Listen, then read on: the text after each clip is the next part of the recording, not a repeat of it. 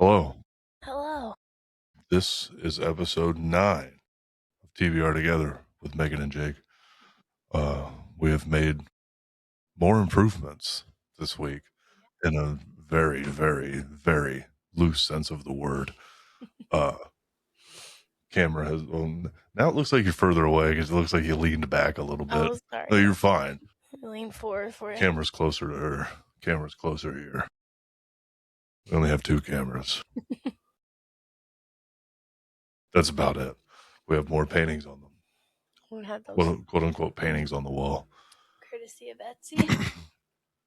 We're doing the thing over here.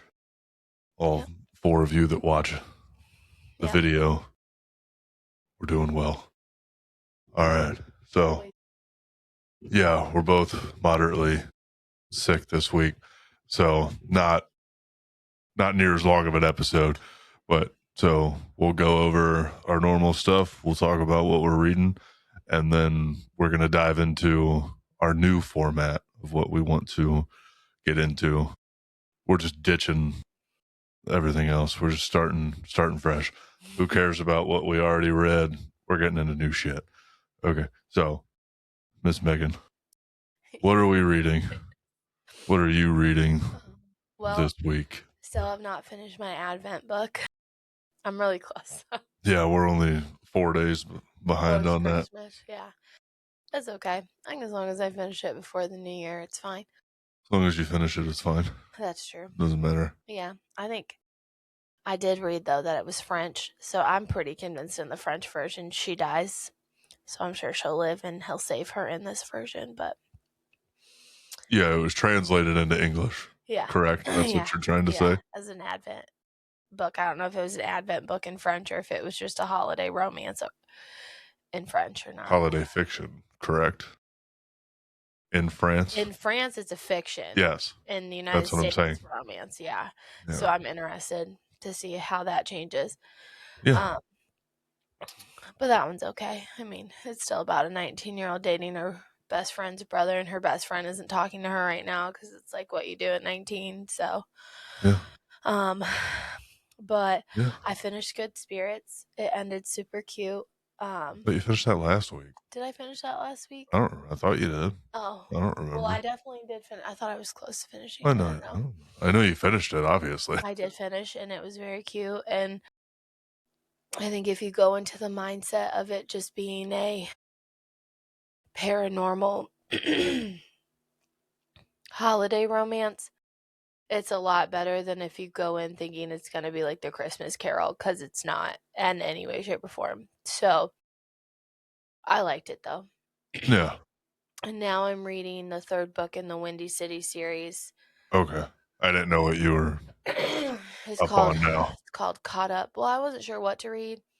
Yeah. And those were on Audible already. Because I don't know if you know this, but you could share your Audible accounts with one person. So obviously Brooke just went ahead and shared hers with us because I had a book that she wanted to listen to. So now we have all of her Audible books as well. We can all share. Hasn't that been the case for a long time? Just a couple months. Speaking of Audible, how many credits did she say she bought me? 3. 3? Hell yeah. Heretical fishing, here I come. That was the whole point. Yeah. So I'm reading Caught Up, and that's about it's in the Windy City series. So that means it takes place in Chicago. Are you sure? I'm sure. Chicago. But he's a pitcher for the Chicago. They're not called the Cubs. They're called something else. Is it not the Cubs? The Bears? What? That's football.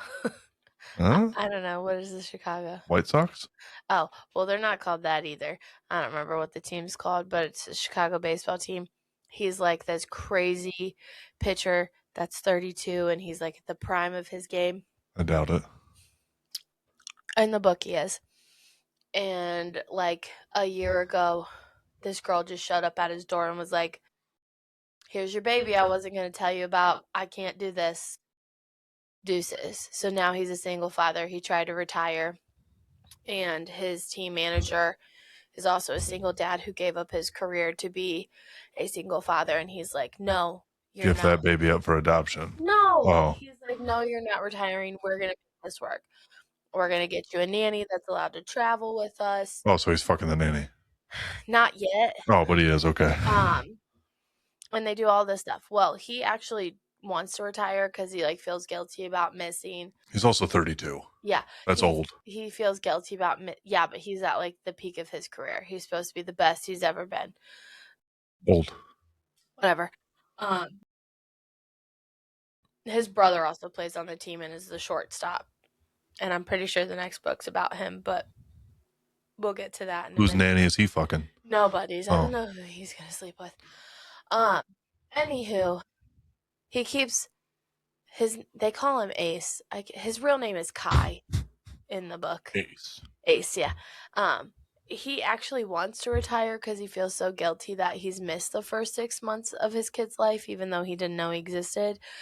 So he keeps firing every single nanny within like a week or two, like to the point that his friends are taking bets on like how long a nanny is going to last. Because they're not hot enough? No, he exclusively hired male nannies, and he like always finds something wrong, that they're like too invested in the team and not enough in his son and all these other things. Well, what ends up happening is he fires the nanny.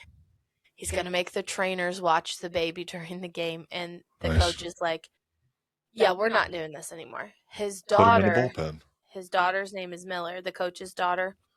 Her name is Miller, and she is this like crazy accomplished chef at 30, or she might be like 25. I think she's like 25.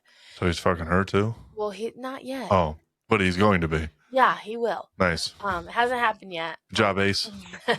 Anywho, so she's like the super accomplished chef, but she's in like a creative rut, and she can't. Okay. She's a pastry chef. Sure. She can't figure out what to bake, so she like quits her job, goes to her dad. No, she's like a Michelin star pastry chef, so she's the one that makes like the weird little desserts. That's bread. That's not a dessert. Could be. Oh no, I'm thinking of cornetto. I don't know what a cortado is. That's what I meant too. Okay. Cortado's coffee. Is it? Yeah. Okay. You're thinking of the cornetto from yes. Something from Tiffany's. Shout out. Yes. Anywho, so she quits her job and she like goes to talk to her dad, and her dad's like, I have an idea. I want you to hang out with me all summer. I haven't seen you, because at 18 she just like went on the road and started being a chef because she feels guilty that her dad gave up his career at 25 as a professional baseball player to take care of her when her mom died. So at 18 she like vowed to be on her own so he could go do what he loves and not feel guilty about like trying to be wherever she is. So she like lives out of her van. She's very eccentric. Okay. Good for her. So he's like, I have a plan. You're going to nanny for Kai, and he can't fire you because you're my daughter. And she's like, well, I'm not doing anything else. And then Kai is basically in love with her from the minute that he meets her, but he thinks that she's like this wild child.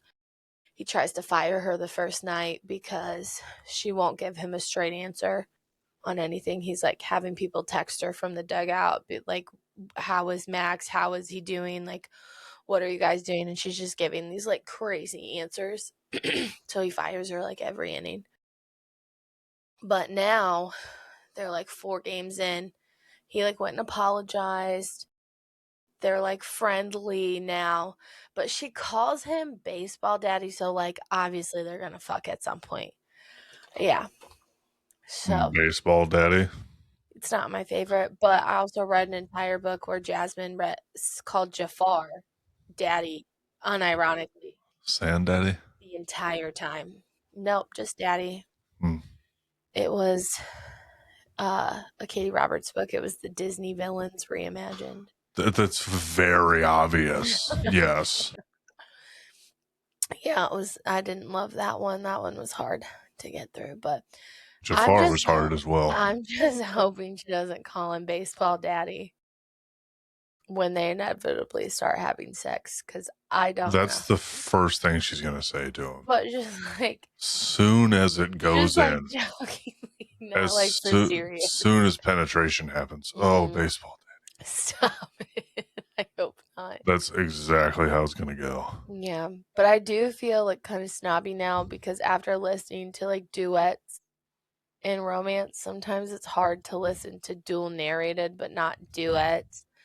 Oh yeah, Because like no hate on but male that's not narrators. that common though, is it? No. So I feel like it's getting more common. Like a lot of new, like the last book in this series is a duet, and I would say a lot of new releases in romance are like that, but not older ones. No. Most people are probably getting annoyed with men trying to do female voices. Well, that's what I was gonna say. Like the female narrators typically do a pretty good job of doing male voices. It's easier to pitch your voice down than to pitch your voice up. Yeah, and I think that's what it is. So like, it doesn't really take me out of the story when they do it, but when the male narrators, it's like they go almost too high. Like I would almost wish they would bring it down an octave, because sometimes it's just like Can't too do it. pitchy, and I'm like, nobody. They need to bring Jim Dale in for this. Is he still alive? I don't know, but I don't think he's gonna start reading spicy romance books. He should get into it. I could be wrong. I mean, I would listen to that man talk like Hagrid all day, every day. So the guy that reads The Goldfinch doesn't really change his voice that much at all. Yeah. Now he does a good older male and different accents for men sort of thing, but his female voices are just kind of maybe one pitch different. So you can tell that it's a woman speaking. So, but it doesn't so far take you out of the fact that like, oh, this dude's trying to like. I think I would prefer super high pitch. So it's pretty good. Excuse me. He does a decent job. Looks like a shit. It's not. It's a keychain. It's a headphone holder, I think. It's not, but that's fine. Okay. So that's what I'm reading right now, just those two. Nice. I'm about to find a third book to read, so we'll find out. Yeah, I guess we are. Yeah, what are you reading? Besides The Goldfinch, just The Goldfinch? The Goldfinch, I think, yeah. Do you see an end in sight? Like, do you think you know what's going on now? Like, do you think you not? We're getting there a little bit. No, it's very much like sometimes you just can't see where the plot's going. So I mean, I kind of know where the plot. I feel like I might know where the plot's going. It has to involve the art in some way, shape, or form. Obviously, that's what the bake is bussed on. I'm not. So he is currently he got back to New York after running away from Las Vegas. Well, he's working with fuck. I forgot dude's name. I remember the dude who's dead, but not the guy who's still alive. Hobie, James Hobart, old man, name's Hobie. He's working with him in his antique store. So he lives with Hobie.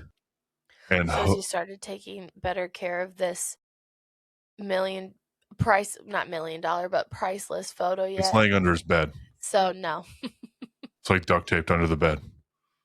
Just laying on the floor. I didn't know if working in an antique shop, because I'm sure this man takes like pride in his antiques and like talks about no, he doesn't like.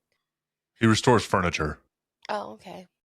So different level of caring about things and different level of art in that aspect. Mm-hmm. So it's not a priceless painting that's laying in duct tape under his bed. No, he hasn't done anything other than just leave it laying there, basically. He doesn't know what to do with it. He's not 100% sure. But so he is Hobie's partner at the shop. And he has this little spiel that he runs. So he works the front desk because people would just walk in the store and steal shit. Because Hobie would just leave the door open. And he works in the basement restoring the furniture, but he'd leave the storefront open. So people just like walk in and like, he has like a jewelry case and shit too. So people just walk in and like steal stuff and like all these things. But so Theo caught somebody stealing something one day and told him like, oh, that's $1,000. And this woman just like turned around, like wrote a check for him. So he started marking up the majority of prices. That he went and chose certain things. He took tags off of stuff, upped the price like 400% on other things, cut the price on other stuff to make people feel like they were getting a deal, but to also rip people off to finally make some money because Hobie doesn't make any money. He just kind of took over and started running the place himself. But he's at Hobie the point. No? Yeah. Oh, okay. Pretty much, yeah. Because he lives with Hobie. Because Pippa left. So Hobie lives with, so he lives with, Theo lives with Hobie. So when he's running the upstairs, he's been selling pieces that Hobie makes that he basically mimics famous antique type pieces that they're not necessarily furniture, but it's like kind of an antique type of artwork kind of thing. Not like paintings and stuff, but like different ornate types of things. So Hobie does a pretty good job of faking them.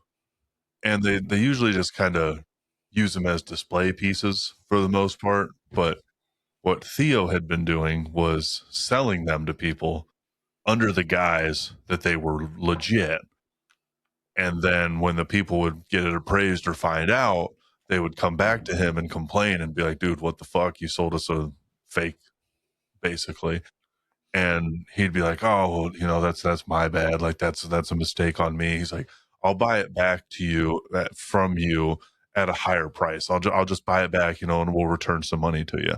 Yeah. But in some way, shape, or form, he has then somehow gotten documentation in order to make it like an official type of thing, or so what, and then starts by the time he buys it back, it's worth like 3 to 5 times more like than a letter of authentication for it, kind of thing. Yeah, okay. Sort of paperwork.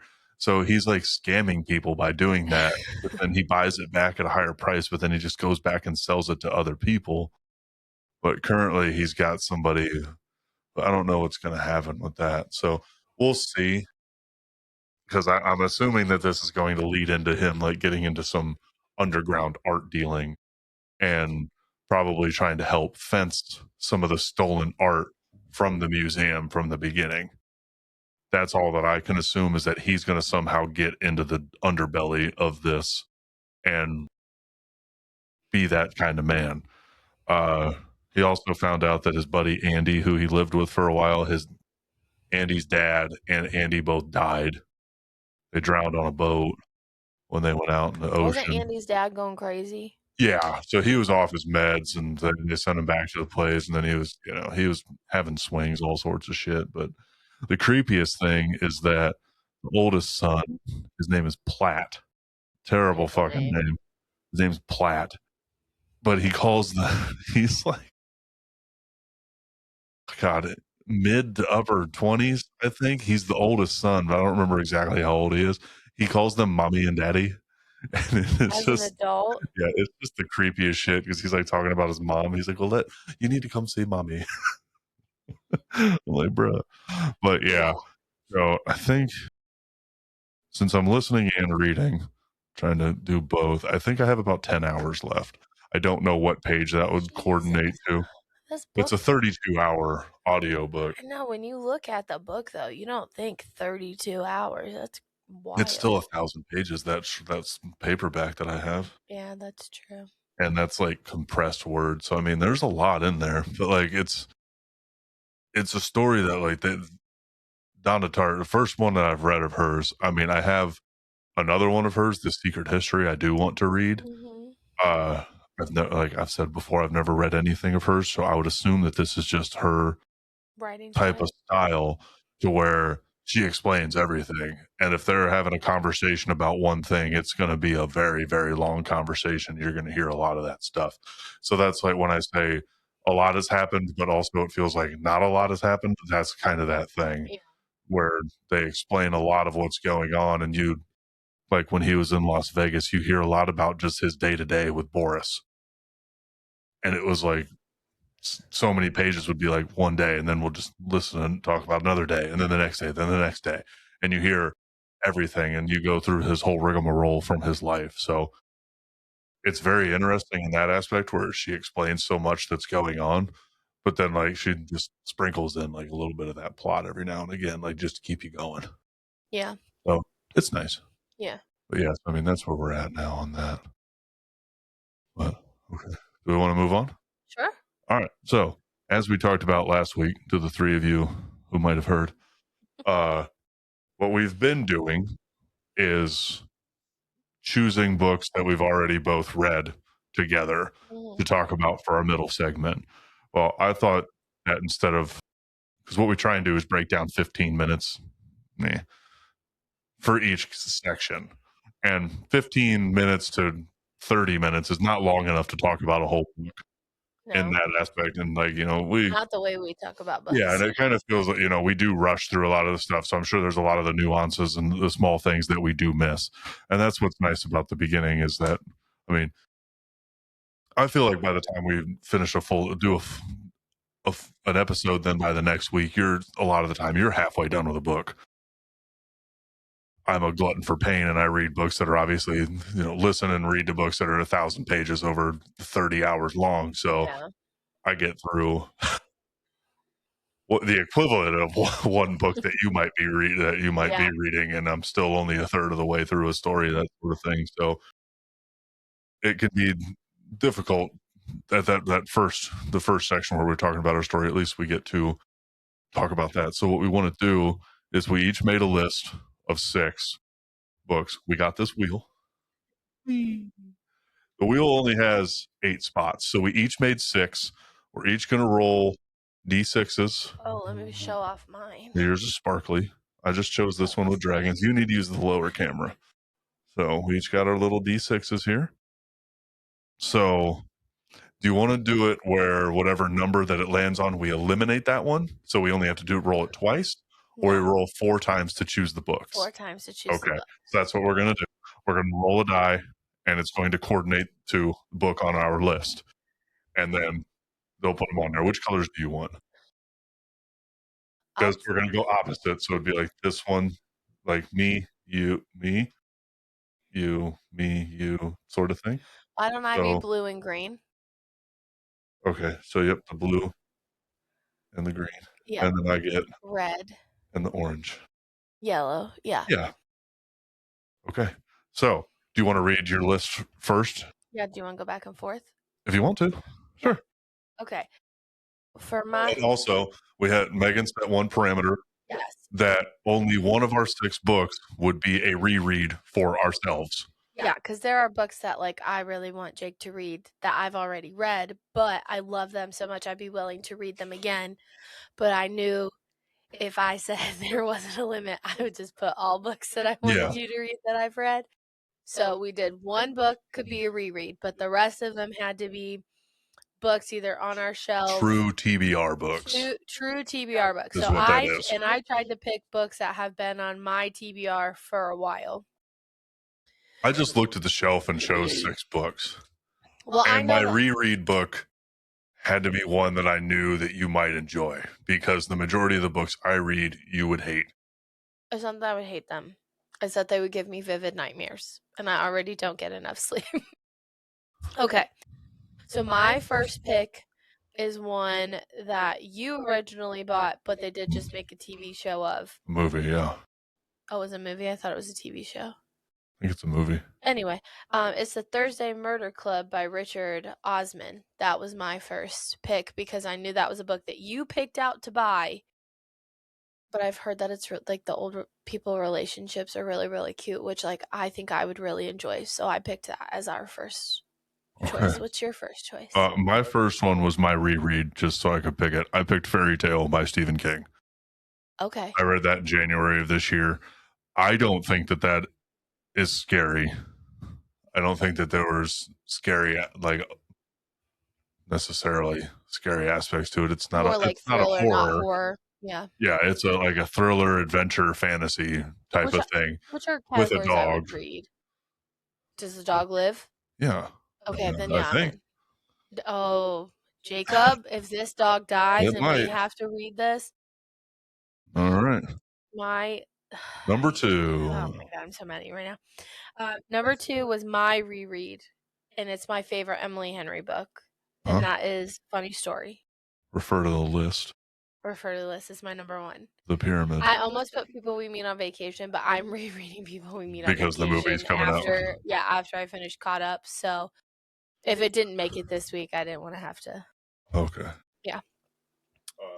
My second one was one that I knew that we've had on the shelf for a long time, and that I feel like we would both enjoy. It's the What Once Was Mine, that evil Tangled story that we have on the shelf. Oh, that like backwards Tangled. I don't remember what the premise is, but I think it's like Mother Gothel was actually like saving her from this like horrid home, I think. Yeah. Well, I've been wanting to read that for a while. What about Funny Story? No, different. I saw the other day, I'm pretty sure that's written by the person that wrote Wicked, because Wicked is a book before it was turned into a musical.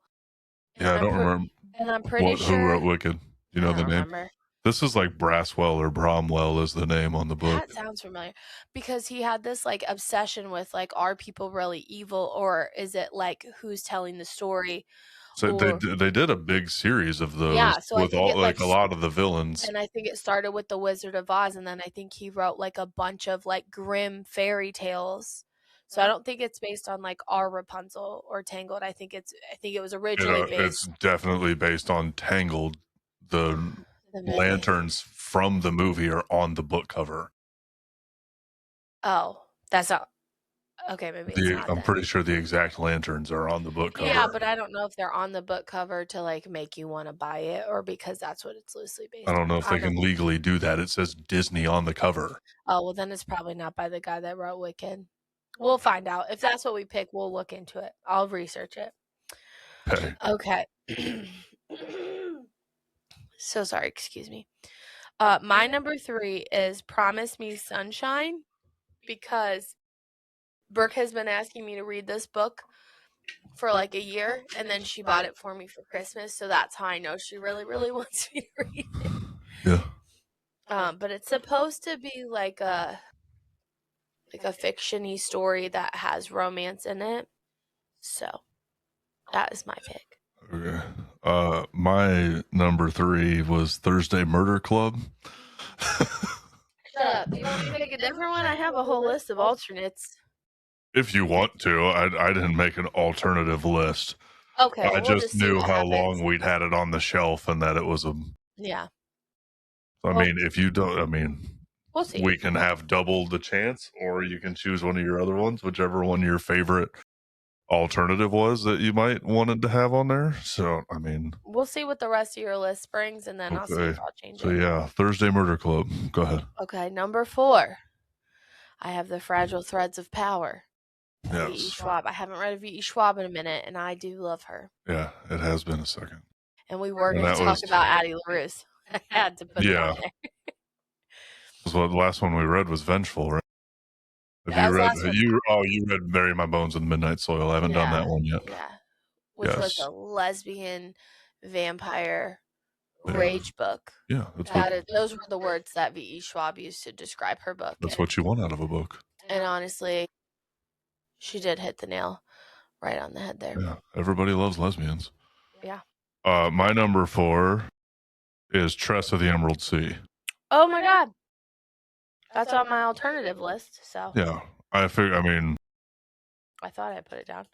It's one of the. I have not steered. I started it at one point, and I don't think I was in the right mind space, so I stopped it. And then I got too busy, and it got returned to the library. Yeah, because I was listening to it at one point. But I know that it's one of those books that Brandon Sanders, like when he released that starter pack on TikTok. This is one of the ones that was. It's like on there. Right? It's a standalone. It's one of his secret projects. It's still set in the Cosmere, but it's a standalone, and it's like a cozy type of fantasy. It's probably not. It's not 100% cozy, but it's still that type of aspect. I've never watched this movie, but I think he compared it to like The Princess Bride.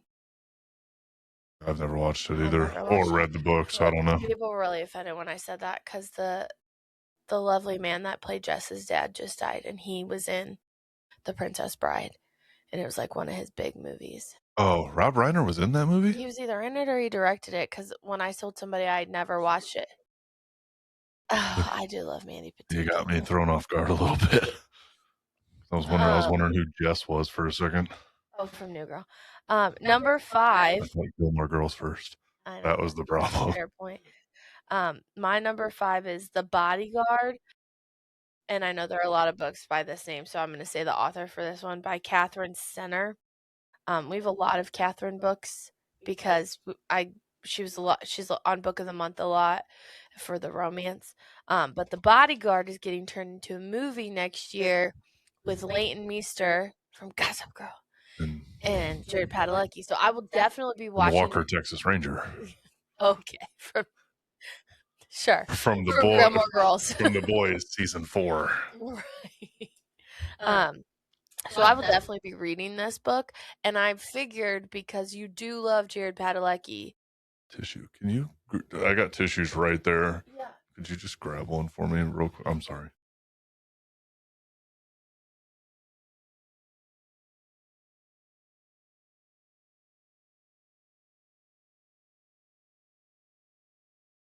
Like I was saying, you love Jared Padalecki, so I knew you would probably watch that movie with me. So I figured we should read the book together because we'll probably watch the movie together. Yeah. And how cute! Do we know where it's a streamer? I assume it's Netflix. I think. So we gotta talk to Sean again. Well, we have a full year. Yeah.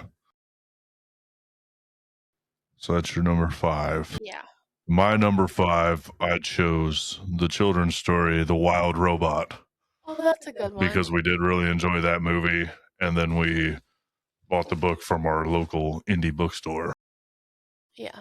So, and there's pictures in it. So why not break up the mundanity? Monotony? No, I'm saying like mundane. Yeah. Monotony's not the. I don't think it's an equivalent. I think it might be like a whatever. The additive of the world with pictures in your books and very spaced out words. So it's going to be fantastic. Be a quick read too. Maybe. And then my number 6 is a book that I'm low-key scared to read by myself. So I feel like it'd be good to have you read it with me. That one. It's Butcher and Blackbird. And I picked this one because it's a dark romance. And the last time I dabbled in dark romance by myself, I was shook to my core. But also it's got like a serial killer chasing another serial killer. So I thought it had that like thriller vibes that like maybe you wouldn't mind reading it as much as a romance because it's more like a thriller romance and they just call it a dark romance because a woman wrote it kind of thing. Like I feel like but I haven't read it, so I don't know. I know there's some spicy scenes in it, but sometimes I feel like dark romance would just be thrillers if men wrote them. But that's just me. Yeah. Yeah, speaking of that, I saw a video where somebody said that if a woman wrote Mistborn, it'd be considered YA. Mm-hmm. And then like if a woman wrote Game of Thrones, it'd be considered YA sort of thing because that's how they fuck over women in the industry. Yeah, I saw somebody do a video of like Sarah J. Maas compared to Game of Thrones, and they're like, these are the same, but they're completely categorized and marketed differently because one of probably just a few more deaths in Game of Thrones, I feel like, but I think it was understand. Crescent City. I don't think it was it wasn't ACOTAR. It was either Throne of Glass or Crescent City. It might have been Throne of Glass because there's like not a lot of spice in those books until like the very, very end. Because it was a YA series. But I think that's what they were comparing but there is a lot of sex in the Throne of Glass series, I think. Yeah. It's all incest, yeah. Yeah. And then my number 6 is The Shadow of Kyoshi. Oh, we tried reading that once, didn't we? We started that, I feel like. Yeah, we did. Yeah. A long time ago. So yeah, that's the first book of I would say it's the first like novel of the Avatar books that they started writing. Mm-hmm. So they did 2 Kyoshis. They've done one Yang Chen. I don't remember if they've done the second one yet. I feel like they were going to do 2 on the previous Avatars, probably going back a few, I think was the plan. I think I'm not 100% sure, but yeah, I do remember starting this one, liking it, but then life just got in the way and we kind of stopped doing that one again. So, yeah. And then Christmas came, and I think I read that Pupcakes book. Got really invested into like dog-led romance. Yeah, so it's funny because we just started watching The Last Airbender again today. Well, we threw it on, forgetting that we were already on episode 9. Yeah, and our son is obsessed. Somehow already. Yeah. Like after the first episode ended, he actually looked at us and said more. Which is usually does that for snacks. Correct. So that was hilarious. Well, how about this? I'll read through my alternative list, and you can tell me if any jump out at you that you're like, actually, I really want to read that, and I'll replace my Thursday murder. Why don't you just pick? Because there's too many. I'm not going to be the one to choose your book.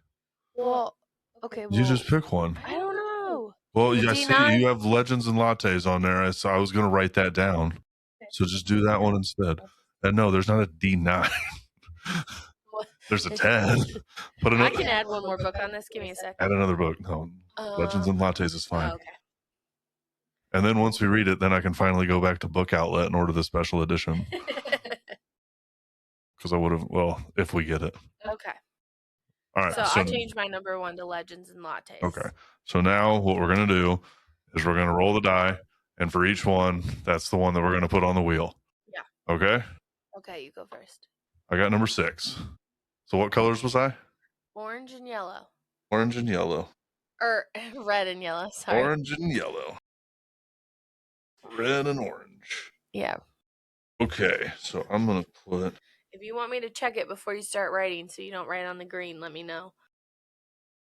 No, they're opposites. Okay, I got mine. Roll yours. Big money, no whammies. Number 4. The Fragile Threads of Power. Fragile Threads. Where do you want it? You can just put it beside it. Okay. We'll just go in a circle. I'm just making sure that's what you want. I want to be beside you all the time. Well, that's where we are. All right, boom. First 2. All right. Next roll. I got number 6 again, so... Okay, roll again. Well, yeah. Number 2. What once was mine? I'm just going to write Evil Tangled. I got 4 also. That is what I rolled before. Yeah. Okay, so let's try this again. Double rolled. 4. You got 4. Well, it's a 4. 1. Hey, we got Legends and Lattes.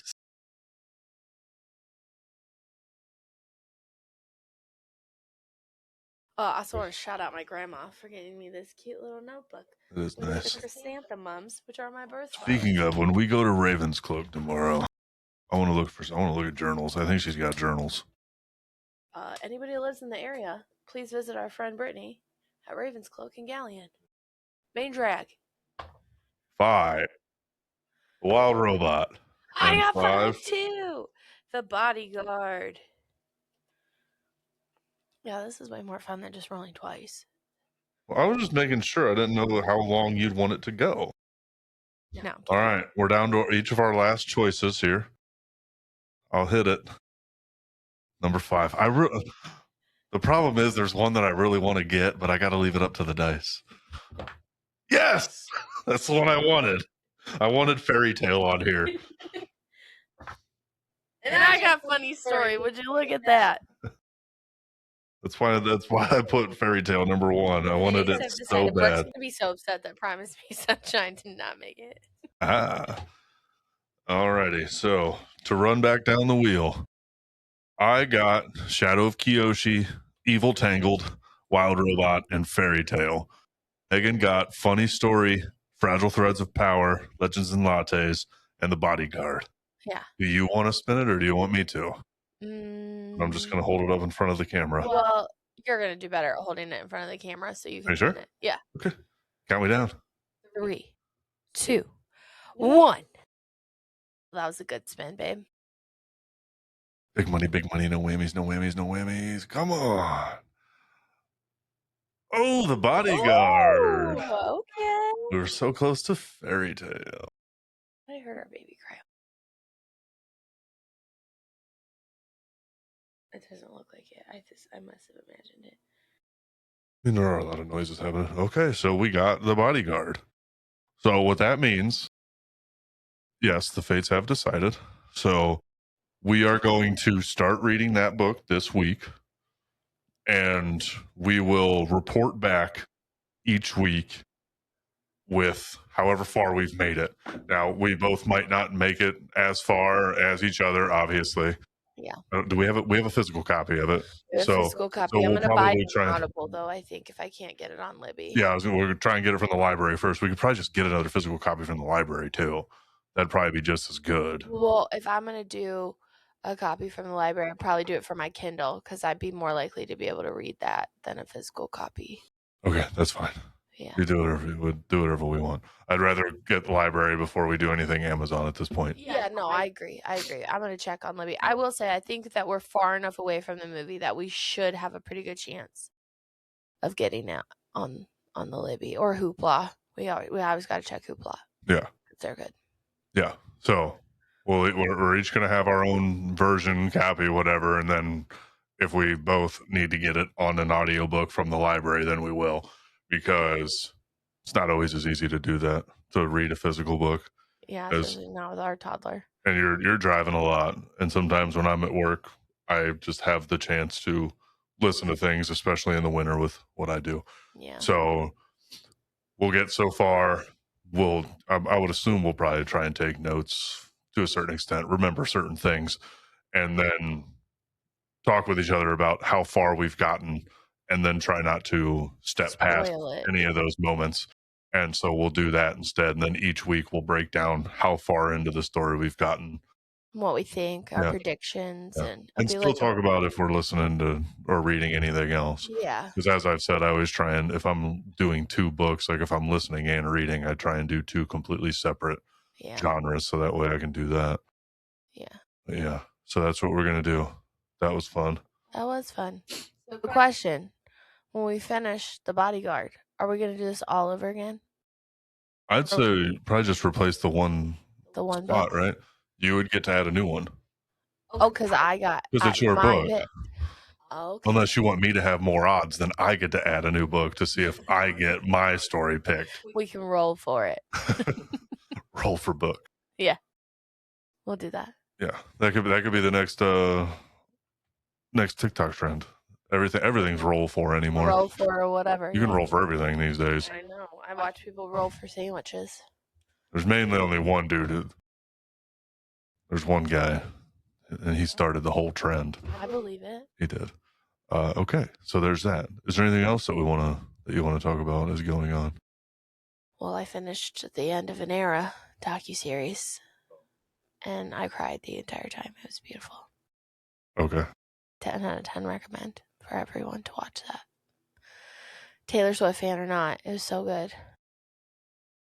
I made what Jake calls nachos, but they were called Chippy Boys, which were kettle chips with cheese and balsamic glaze, which I also highly recommend. Those were amazing. We did jalapeno chips, cranberry cheddar cheese, and a balsamic glaze, and it is the best thing I've ever eaten in my life. And then I cried. The best thing. Well, maybe not the best thing, but I then cried while I watched the Air Store documentary, and it was beautiful.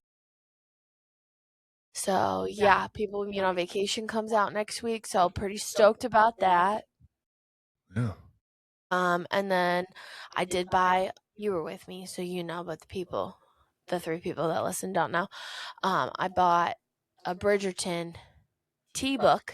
Oh, yeah. And it's got like 6 different, I think it's I forgot about that when you got so many teas for I know, I did get so many teas for Christmas.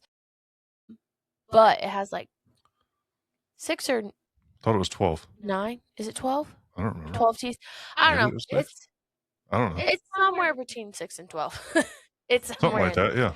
So I think what I'm going to do is I'm going to make a different tea for each episode of Bridgerton when I watch them. So that's really all I got in the works. Maybe I'll make videos and you can post it on our TikTok since I can't get on it. Yeah, I don't know. I'll have to try and figure that out. Yeah, but I can. Do you want to watch the season of Bridgerton with me? Obviously, I was going to. Okay, great. Well, I read this one. I know, but you read book 2 and you refused to watch season 2 with me. I hadn't read it at the time, so don't sit here and act like I refused to watch it. You didn't want to watch it with me the first time it came out.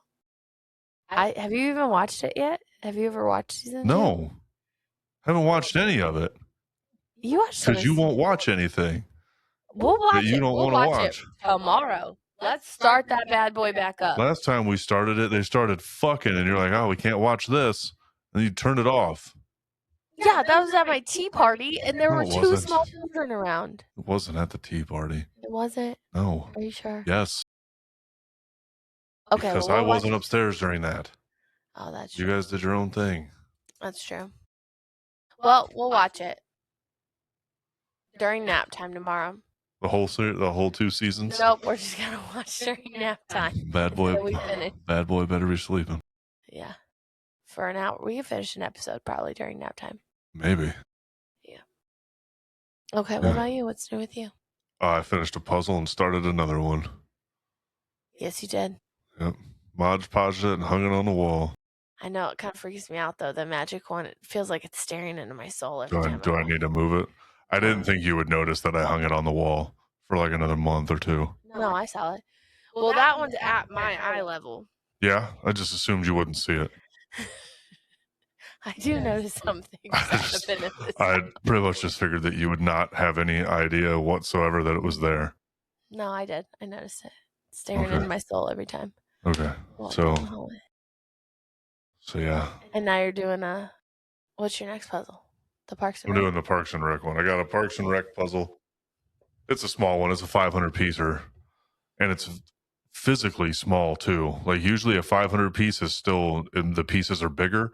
Mm-hmm. This has the size pieces of a 1,000-piece puzzle, but it's 500. It's 500, so it's super small. It's like, I think it's a 14 by 18.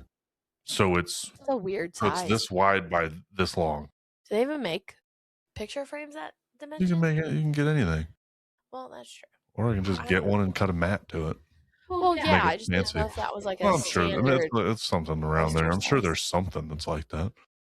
And then I'll hang that one up. And then I got another puzzle, a 1,000-piece one for all. It was postcards for all the national parks. Well, yeah, I got you that for Christmas. Yeah. I'm excited for that one. That one looks super pretty. I'll do that one, yeah. I might need a bigger table. Bigger than like the one you play Magic on? Yeah, the main reason for that is I probably wouldn't finish the puzzle in a time the next time we host. Oh, that's fair. So then I wouldn't have a table. Yeah, that's to play Magic on. Yeah. And I would need to buy a new table. Or we could get you like a puzzle mat. You could just roll it up. We had one. We never used it. Yeah. It might still be here somewhere, but I doubt it. I think we threw it away. Yeah. I don't remember. Beats me. I need a new table anyway. That one's beat to shit. Yeah. Every day you're puzzling, though. That's what I'm hearing. Yeah. Can't do anything else. You won't play any games. Oh my God. I promised you I would start playing Wingspan with you. So I got to start learning those rules. We'll see. Yes, we will. I will play with you. We'll see. All right. Anything else? If anybody out there watches The Marvelous Miss Maisel, will you tell Jake it's a good show? Because I really like it and you hate it. I hate it. I hate every second of it. I love it. Except for that one penis joke that she made. That was the only funny thing I've heard on that entire series. Well, I really enjoy it. She makes a lot of penis jokes. Okay. I've heard one that was good. Was it the Eisenhower one? No, it was the one she was talking about her dad. Yeah, that one was funny.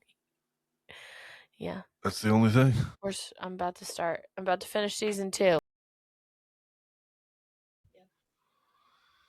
Yep. And I'm not watching anything. Well, we're going to start Bridgerton during that time. So you buckle up, Buttercup. Yeah, I guess so. Yeah. I'll make you some tea. Okay. Okay. Sounds fantastic. Well, I think that's been all for us. You want to sign us out? That's been TBR Together.